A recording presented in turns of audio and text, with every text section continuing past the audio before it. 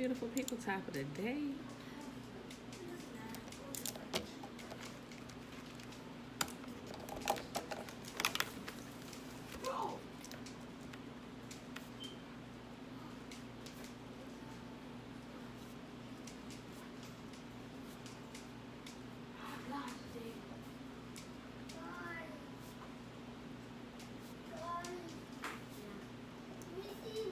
Greetings, greetings.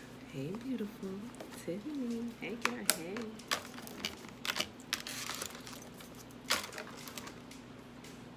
Now let me put this in here. 106 today.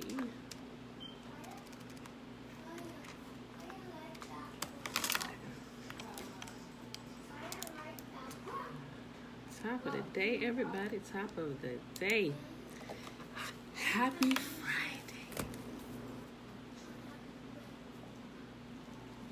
We are halfway through YAHUAH's month according to how he reckons time.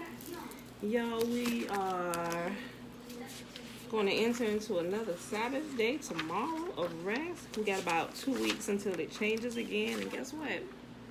All the church people going to be right for a whole month. For those who decide they just want to keep the Sabbath on Sunday, well, they will be right this next moon, new moon coming up, as it will fall on a Sunday. They should experience a different kind of rest. If they actually rest on the coming new month, new moons, Sundays. Actually, the whole lot of people may actually, well, except for the Jewish side, they'll still be doing Friday sundown to Saturday sundown, but it will, according to how YAHUAH reckons time, it will be Sunday for this next new moon cycle coming up in about 2 weeks. And as we get closer, I'll remind you. All right, beautiful people, let me do this translation. Okay. Happy Friday, happy Friday. It is November the 6th. 2020, day 295 of year 2 of reading through the books of the law and the prophets. Another 2-year consecutive day count, y'all. We are on day 659. And if you don't understand it, if you may be new here, that's 659 days reading the Bible every single day, same time, same place, up early in the morning for 659 days without the Sabbath days added in or the day that you rest. We chose to do it. Well, the first year we were just doing it Friday to Saturday, Friday sundown to Saturday sundown, and as we progressed, we learned a little bit more and lined up a little bit more with how YAHUAH teaches us how to reckon time, and especially a lot of that stuff is in the book of Enoch. But if you read the book of Enoch and you understand some of those principles, you begin to see them when you go back and read the canonized book of the Bible, right? Because they lightly mention some here and there. It's just Sabbath, Sabbath, Sabbath.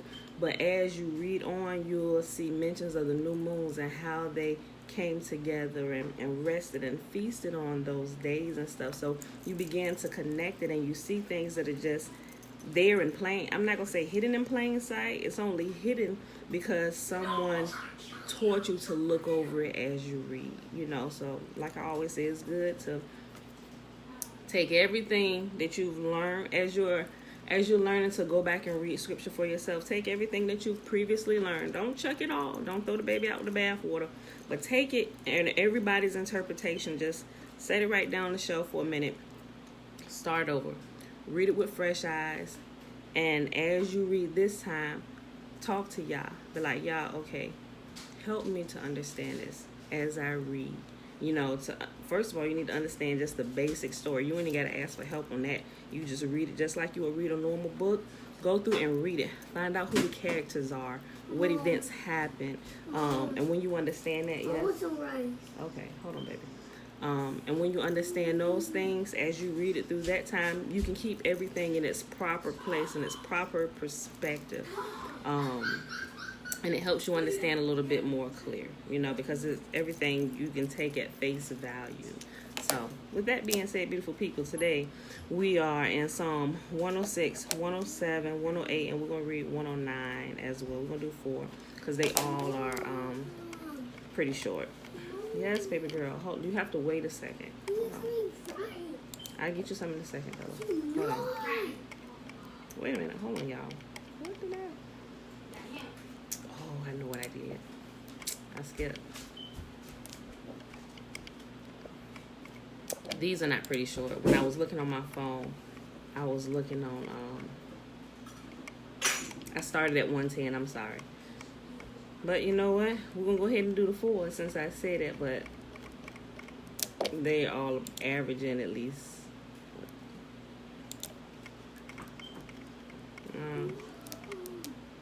Yeah, they're all, I ain't going to say pretty long, but they're all at least 20 verses. I think except for 108, and it's like 17 verses. I think I'll go back. No, I'm sorry, 13 verses. Okay, so let me go ahead and get started. I'll just leave a couple comments at the end, but let's go ahead and get our reading done first. Okay, Psalms 106. Praise Yahuwah. Give thanks to Yahuwah, for he is good. His faithful love endures forever. Who can list the glorious miracles of Yahuwah? Who can ever praise him enough? There is joy for those who deal justly with others and always do what is right. Remember me, Yahuwah, when you show favor to your people. Come near and rescue me. Let me share in the prosperity of your chosen ones. Let me rejoice in the joy of your people. Let me praise you with those who are your heritage. Like our ancestors, we have sinned. We have done wrong. We have acted wickedly. Our ancestors in Egypt were not impressed by Yahuwah's miraculous deeds. They soon forgot his many acts of kindness to them. Instead, they rebelled against him at the Red Sea. Even so, he saved them to defend the honor of his name and to demonstrate his mighty power. He commanded the Red Sea to dry up. He led Israel across the sea as if it were a desert. So he rescued them from their enemies and redeemed them from their foes. Then the water returned and covered their enemies. Not one of them survived. Then his people believed his promise. Then they sang his praise. Yet how quickly they forgot what he had done. They wouldn't wait for his counsel. In the wilderness, their desires ran wild, testing Yahuwah's patience in that dry land. So he gave them what they asked for, but he sent a plague along with it. Now that'll preach. I'll read that again. Verse 13. Yet how quickly they forgot what he had done. They wouldn't wait for his counsel. In the wilderness, their desires ran wild, testing Yahuwah's patience in that dry wasteland. So he gave them what they asked for, but he sent a plague along with it. The people in the camp were jealous of Moses and envious of Aaron, Yahuwah's holy priest. Because of this, the earth opened up. It swallowed Dathan, and it buried Abiram and the other rebels. Fire fell upon their followers. A flame consumed the wicked. That's scary. That says you really need to be careful about those who you follow. Because if they're going off the cliff, if the earth is going to open up and swallow them, if you are found to be there with them at that time, you go bye-bye too. I'll read that again. Because of this, I'm sorry, let's go back up. I just go back to 13 again because you got to read it all together. Yet how quickly they forgot what he had done. They wouldn't wait for his counsel. In the wilderness, their desires ran wild, testing Yahuwah's patience in that dry wasteland. So he gave them what they asked for, but he sent a plague along with it. The people in the camp were jealous of Moses and envious of Aaron, Yahuwah's holy priest. Because of this, the earth opened up. It swallowed Dathan and buried Abiram and the other rebels. Fire fell upon their followers. A flame consumed the wicked. The people made a calf at Mount Sinai. They bowed before an image made of gold. They traded their glorious God for a statue of a grass-eating bull. They forgot Yahuwah, their Savior, which had done such great things in Egypt, such wonderful things in the land of Ham, such awesome deeds at the Red Sea. So he declared that he would destroy them. But Moses, his chosen one, stepped between Yahuwah and the people. He begged him to turn his anger and not to destroy them. The people refused to enter the pleasant land. The people refused to enter the pleasant land, for they wouldn't believe his promise to care for them. Instead, they grumbled in their tents and refused to obey Yahuwah. Therefore, he solemnly swore that he would kill them in the wilderness, that he would scatter their descendants among the nations, exiling them to distant lands. Then our ancestors joined into the worship of Baal at Peor, and even ate sacrifices offered to the dead. They angered Yahuwah with all these things, so a plague broke out among them. But Phinehas had the courage to intervene, and the plague was stopped. So he has been regarded as a righteous man ever since that time. At Meribah, too, they angered Yahuwah, causing Moses serious trouble. They made Moses angry, and he spoke foolishly. You got to learn how to keep you cool a lot of time with a bunch of regents. Because they will make you lose your cool. And that's how Moses got in trouble. Like, we can learn a lot from the people in this book, what happened to them when they allow people to pull them off course, when they allow people to pluck and pick at them, pull them into arguments to where they get upset and they can't hear Yahuwah clearly. Or they heard Yahuwah clearly, but now they're reacting in anger, doing something Yahuwah sent them to do because of the regents that's pissing them off. Yeah, Moses lost the whole promise because of that. He said, y'all said you can lay your eyes on this land, but you can't go in because you struck the rock the second time when I simply told you to speak to it. And he said, and by doing that, you did not sanctify me as holy in the eyes of this entire people. So you have to go. Pay attention to how Yahuwah deals with leaders. Those who we seem to think are fully righteous, those who seem to straddle the line, and those who are completely wicked. Yahuwah says all men. Any man or woman in a position of authority is because Yahuwah set you there for his purpose and his plan. And when you are no longer accomplishing that plan he sent you there to do, you go early.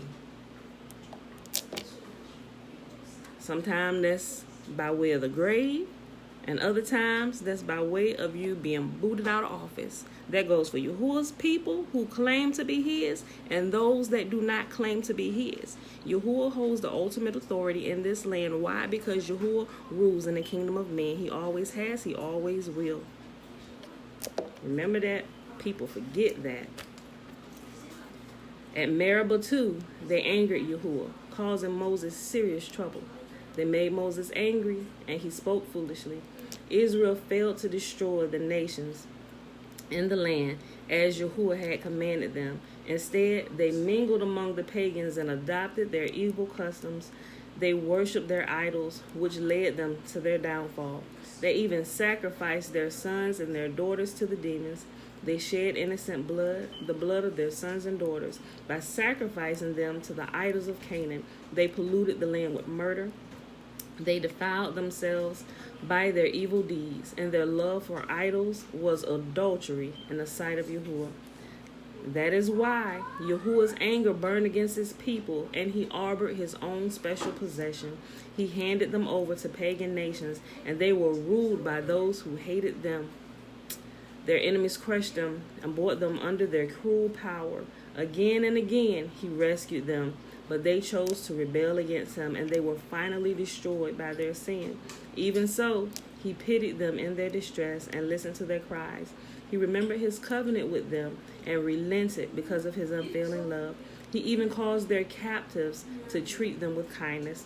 Save us, Yahuwah our God. Gather us back from among the nations so we can thank your holy name and rejoice and praise you. Praise Yahuwah, the God of Israel, who lives from everlasting to everlasting.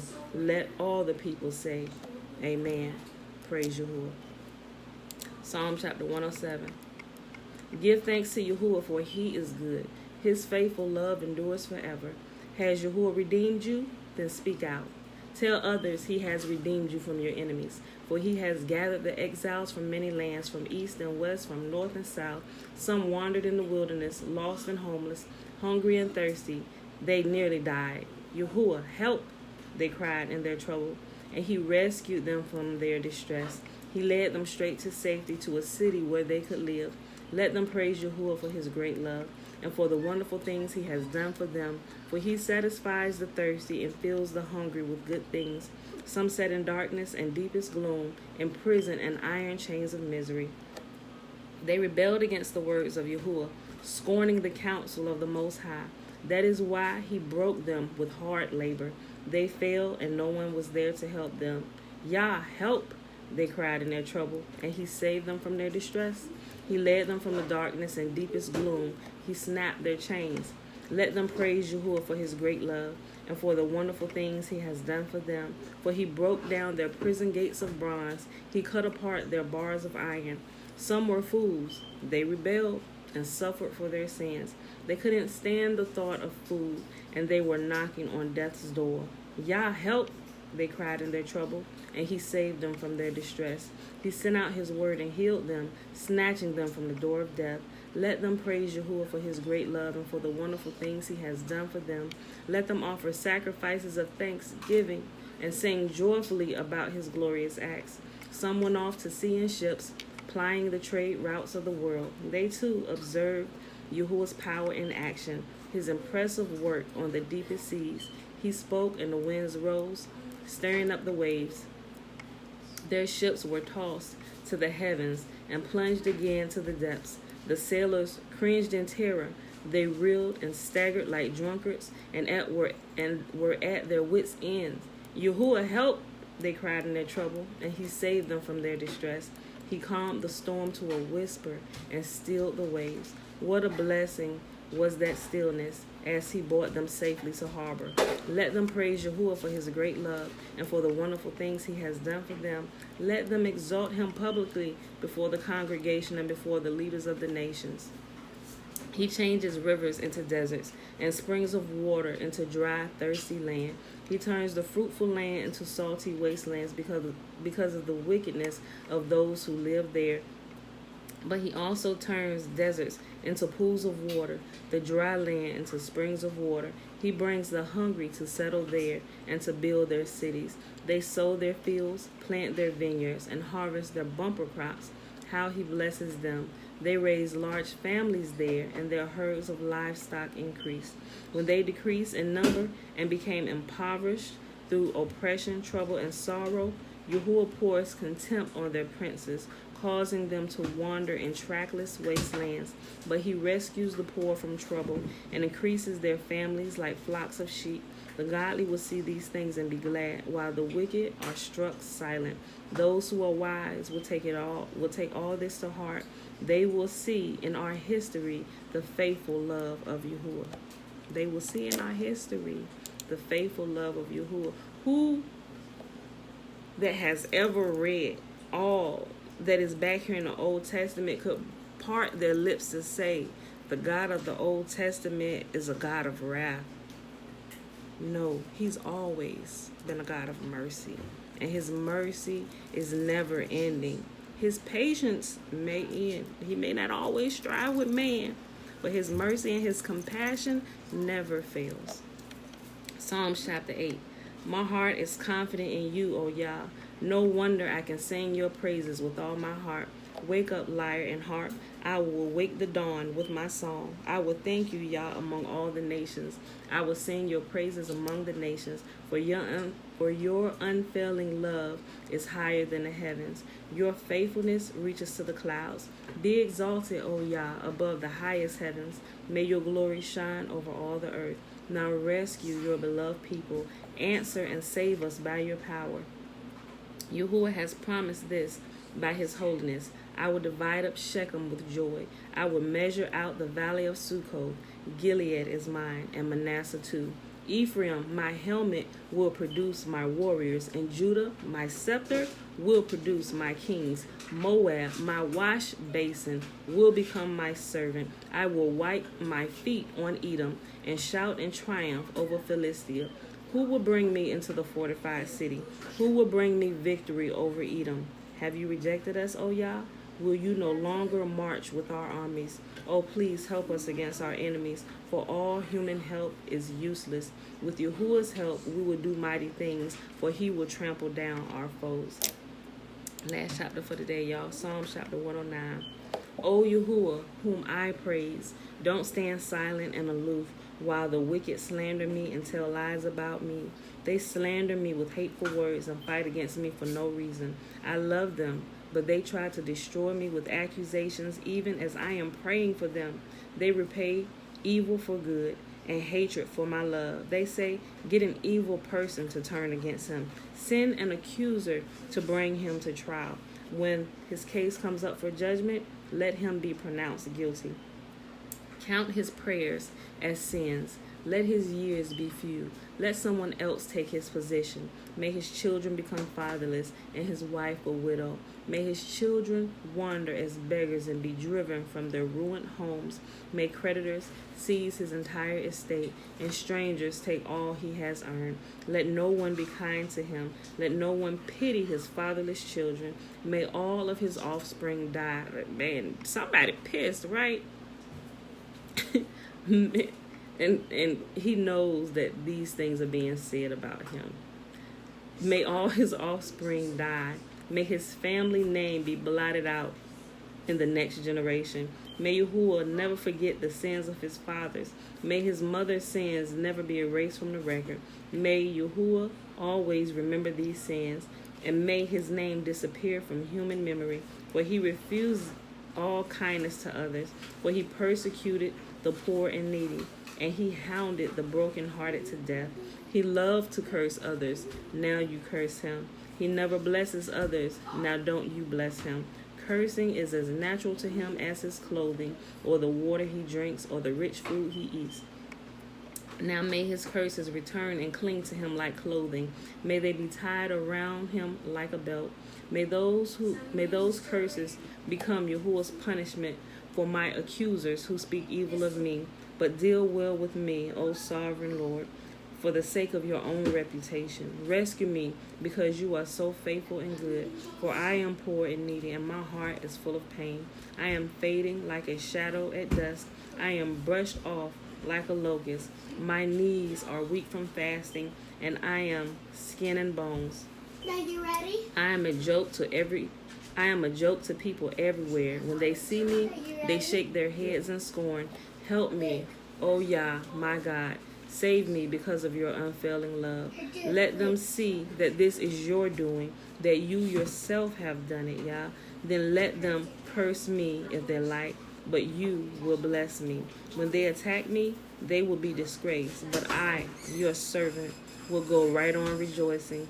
May my accusers be clothed with disgrace. May their humiliation cover them like a cloak. But I will give repeated thanks to Yahuwah, praising him to everyone, for he stands beside the needy, ready to save them from all those who condemn them. And that, my beautiful people, is our reading for today.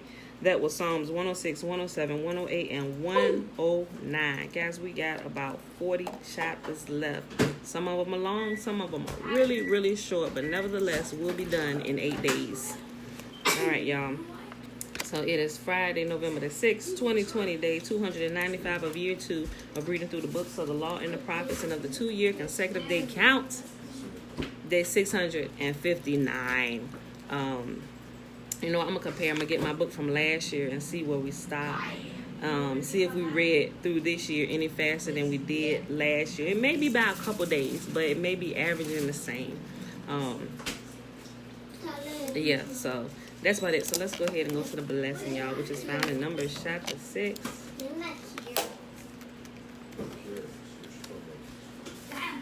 Numbers chapter 6.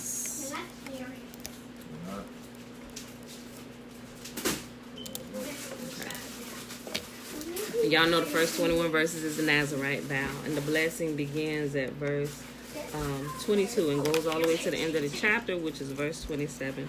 And Yahuwah spake unto Moses, saying, Speak unto Aaron and unto his son, saying, On this wise ye shall bless the children of Israel, or ye shall bless the children of Yisrael, saying unto them, May Yahuwah bless us and keep us. May Yahuwah make his face to shine upon us and be gracious unto us. May Yahuwah lift up his countenance upon us and give us his peace. And they shall put my name upon the children of Israel, and I will bless them. All right, beautiful people. So I hope y'all not stressing too much. I know most of the people up here, y'all not with the elections and stuff going on, but they probably won't be done with the count. I heard this morning, it's about November 16th maybe. They may call it, I think it's like the official day where all the results have to be reported in. I think all the absentee ballots and mail-in ballots, they have to be postmarked by November the 5th. But they can still come in like up to the 10th, but they have to have all the results like counted, all the ballots and everything counted by the 15th of November, because they have to give like the official ruling by the 16th. So we got some days, y'all. We got like another week, a little over a week before we may know the final outcome. We see what it is now, but it is subject to change as the ballots are being counted.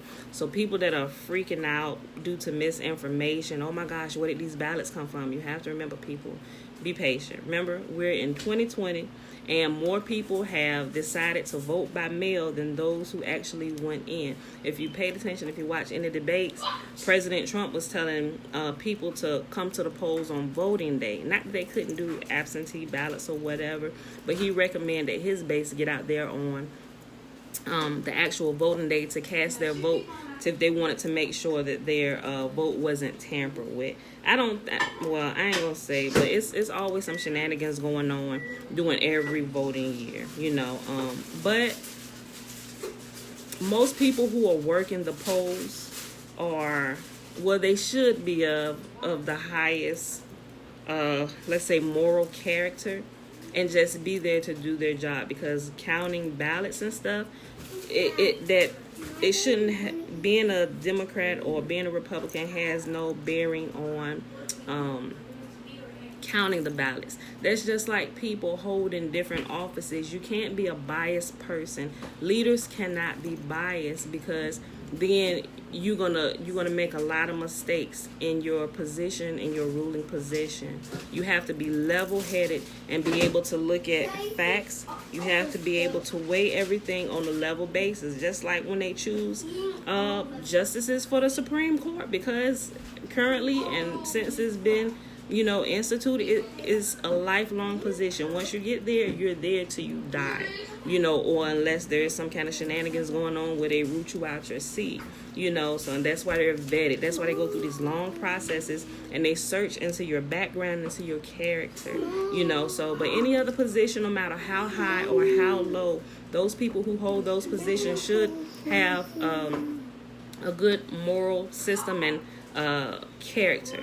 You shouldn't be able to be swayed one way or another. If your job is to count ballots and put them in their appropriate slot, you are there to count ballots and put them in their appropriate slot, so but you can tell the whole point of saying it is there's still a lot of ballots coming in from overseas, from military and stuff. So people, they have to be patient, because things are moving a little bit slower, but they're trying to move as fast as they can. So that's why some coming in a big bag of votes or whatever, big shipment of votes late in the night or whatever, because the Postal Service is working overtime, to make sure these votes, these ballots get to the right polling location so they can be counted, and it's only fair. We shouldn't stop the count because anybody thinks it should be stopped. Everybody has the right to vote, and everybody who voted has their vote should be counted, so, but there is a deadline, which is why they kept putting it out. If it's going to be late, they tell you do it earlier than later, they said, because it won't count if it's post-dated after the cutoff date. So it had to be postmarked by election day. Mommy. Yes, baby girl. You're not done. Okay, I'm almost done. I'm about to end it now. So for those who didn't understand that's why they're letting those come in, because there is a cutoff date for ballots to come in, and we have not reached that cutoff date yet. Like I said, I believe, if I remember correctly, it's November the 10th that they can receive all the ballots in until then, but they have to start counting them because they have to finish it. And most places already have it totaled up. So what you see now is it will likely change, y'all. So with that being said, I just want to make sure people understood that who don't, that that's just how it works, people. But also remember, YAHUAH rules in the kingdom of men. He sets up leaders. They can be righteous and they can be wicked, but it's ultimately YAHUAH who rules in the kingdom of men. And whoever he sets in a position of leadership, he set them there for a reason. We don't have to agree with it, and we can fully agree with it, but who are we? You know, we're part of this whole big plan too. We do not know more than our Creator and how he sees this thing play out. So people, be patient, be calm, be level-headed. Listen to Yah. Don't be swayed by people and their emotions, because they'll have you all over the place. So with that being said, beautiful people, I love y'all. And I will see y'all bright and early Sunday morning, 7:30 a.m. Eastern Standard Time. I love y'all. No, Mom, I want to do it. Oh, okay. Baby girl, let's go. Come on. Press it. She want to cut it off. You press it. Oh, okay.